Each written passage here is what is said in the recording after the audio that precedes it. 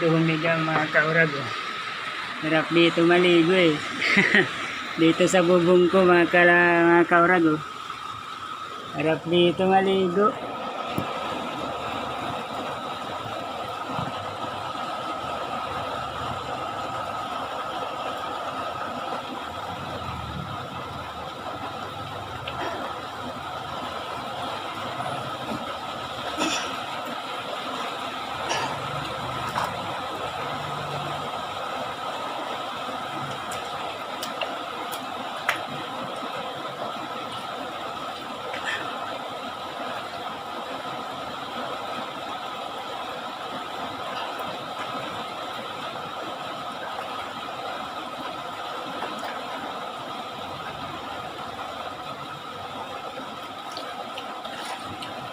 Malinis dito mga kaurag.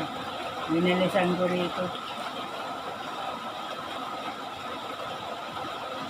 Para na rin nasa swimming pool eh.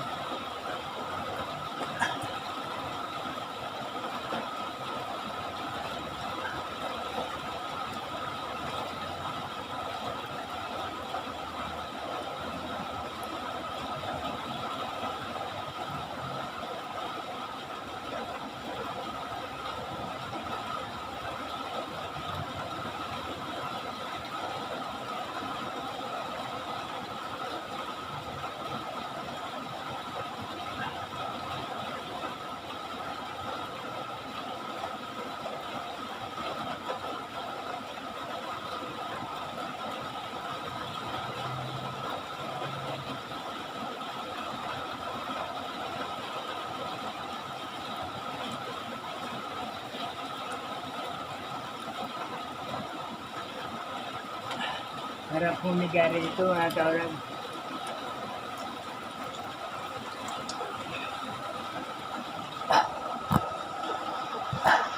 Pakita ko sa inyo yung tubig mga kaurag. Tingnan niyo yung tubig. Nababasa kasi ang cellphone ko eh. Ayan eh.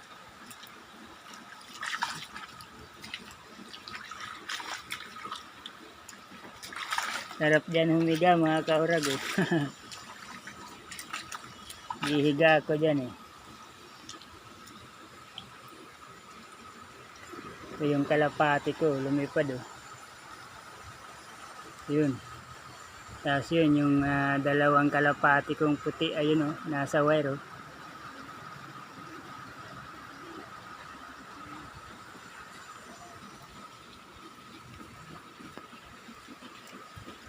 Harap dito oh.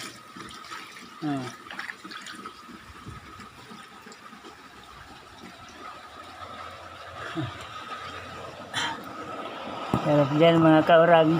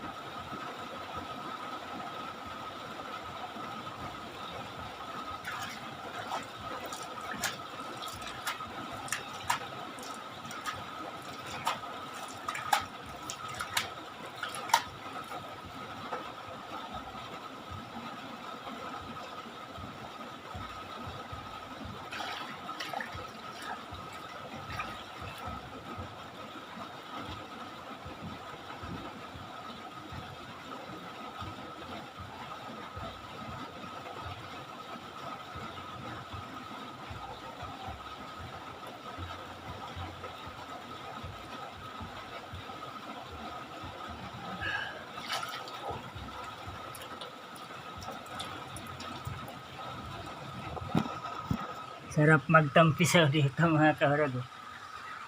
Yan o. Yan sa sahig ko sa sa bubong.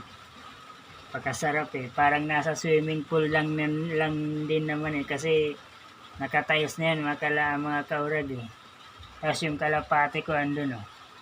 Dun. Yung tatlo. Yan yung kalapate ko.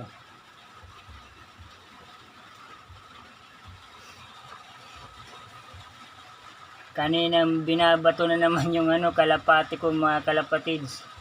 Mga kaurag, yung bata na blinag ko na hindi binalik sa akin yung kalapate na dinakma niya. Andun sa kabilang kalye, binabato na naman kanina. Nakita ko, ang bilis ng takbo mga kalapatids. Papasok doon sa sa bahay nila. Eh, hindi ko lang mapuntahan sa bahay nila eh kasi baka next time kakausapin ko yung magulang niya mga kalapatids. Kasi pasaway talaga yung bata na yun eh. Ano dyan, may mga bato dyan kanina eh. Dyan sa sahig ko eh. May mga bato dyan eh. Binabato yung dalawang puti. Yung dalawang ko, bagong binabatcher ko. Binabato niya eh. Hanggang dito na lang yung vlog ko mga kauraga. Naligo ako dito sa sa bubong ko. Napakasarap kasi maligo rito. Maraming salamat. Kaurag Vlog on YouTube. Happy merienda. Happy mapreskong hapon po kasi umuulan. Bye.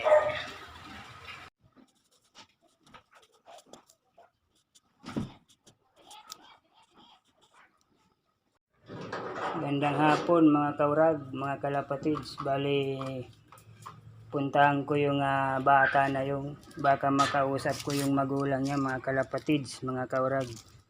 Kasi kailangan madisiplina niya yung anak niya eh. Kailangan madisiplina niya.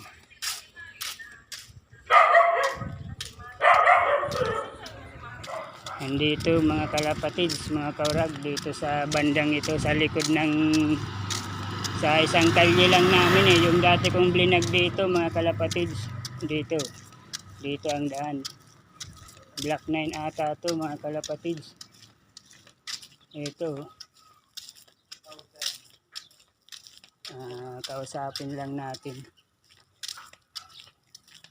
kasi kitang kita ko tumakbo dito eh. Papasok dito yung yung bata eh.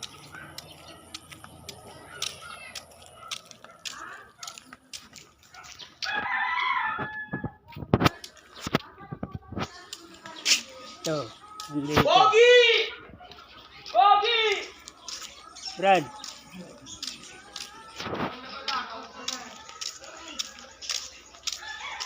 Dito.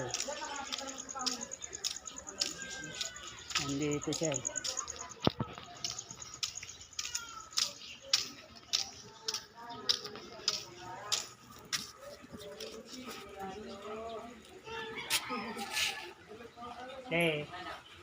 Gandang hapon te. Kausapin ko lang te yung bata te.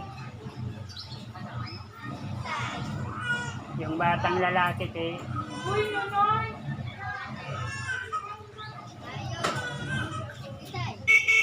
Yung kapatid mo te, boy. Binabato na naman yung kalapati ko dun eh. Kanina eh, binabato dun. Sabihan mo na lang iyo be. Binabato na naman dun oh. Kitang kita ko be. Be, nagtakbo dito. Sabihan mo na lang iyo be. Kasi pangalawa na yan na beses eh. Ha?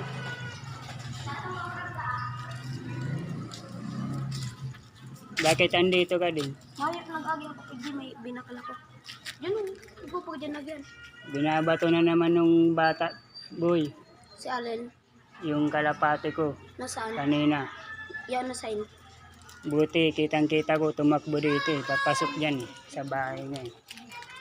Kaya binablog ko na naman, boy. Hmm? Sabihan mo na lang yun din. Ayun.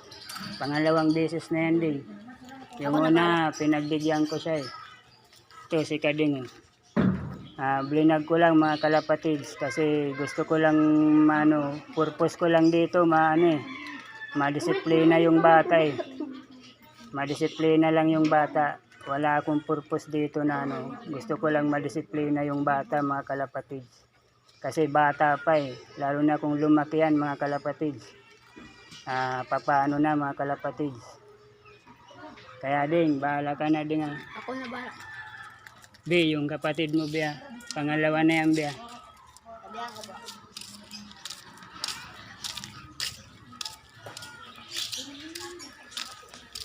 Ayun mga kalapatids, pinuntahan ko yung bahay.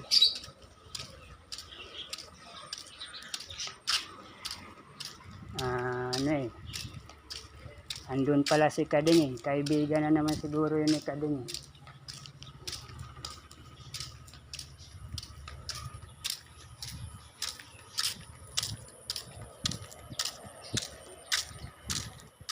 Wala, purpose ko lang doon na madisiplina yung bata. Hindi ko nakausap yung magulang eh. Kaya kung nakausap ko yung magulang eh, magagalit na naman yun mga kalapatid. Yung una, nagalit sa akin eh. Yung unang vlog ko doon na dinakma yung kalapati ko. Pangalawa na naman, yung una, siguro mga 3 months na yun eh. 3 months na ata ang nakalipas or mag 2 months may kalahati, parang ganun. Yung dinakma yung isa kong kalapati. Pangalawa naman, ngayong July 27 ngayon may ginawa na naman yung bata na yun. Ito kasing dalawa kong bata pa lang kasi yan eh. Yung dalawang puti ko eh. Si Alasing tapos si Ramising. Kala niya pupunta dyan.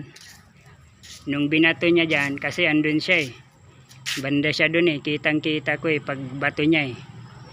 Akala niya pag bato niya rito, lilipad yung dalawa kong kalapati papunta doon, mag-iikot ng ganyan tapos papunta doon.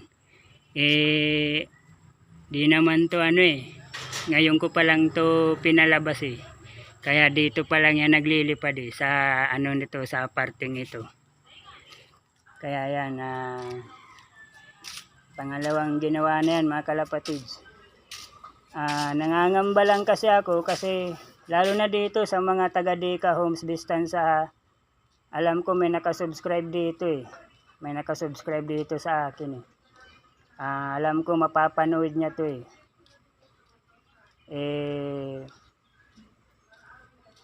Kung sino ka man na nakasubscribe sa akin dito sa Deka Homes Distancia, mag-ingat na lang po tayo mga kaurag. Kasi yun, bata pa lang yun pero natututo ng takbo yung isip na masama. Lalo na kung lumaki pa yun mga kaurag. Siyempre malakas ng malakas ng pangangatawan nun eh. Tapos ang isip malawak na. Kaya yung mga taga dito mag-ingat na lang po tayo. Di natin alam eh, nasa loob lang pala ng Deka Homes Distancia yung tumitira sa atin mga kaurag. Hanggang dito na lang yung vlog ko. Maraming salamat. Bali, alas 5 na po ng hapon. Hindi ko natis eh. Pinuntahan ko talaga yung bahay. Mabuti hindi ko nakausap yung magulang. Magagalit na naman yun mga kalapatids. Yun yung kalapati ko. Mukhang papasok na kasi alas 5 na ng hapon eh. Mukhang pipitik na yan dito eh. Dito sa bahay nila eh. Nandito na lang yung vlog ko. Maraming salamat. Subscribe naman po kayo sa aking YouTube channel, Kaurag Vlog. Click the notification bell and click all para updated po kayo sa aking mga vlog. I-follow nyo na lang po ako sa Facebook, Cesar Madrona po. Bye.